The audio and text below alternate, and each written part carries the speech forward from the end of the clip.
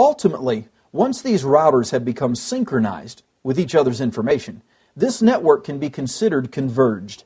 And what that would mean is that every router, in this case, router A, router B, and router C, will understand information about all the possible networks.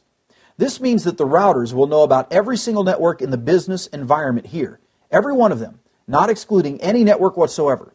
However, if I have a list of every single target network destination in my route table, I will then, and only then, be capable of moving data appropriately throughout the network.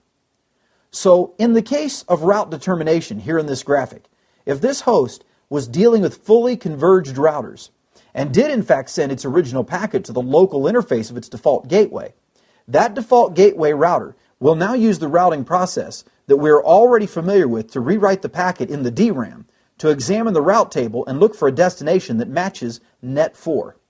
When it successfully finds that destination, it can then switch the packet from the input packet buffer of the source interface to the output packet buffer of the destination interface in its transit path toward router B, router C, and then finally to network 4.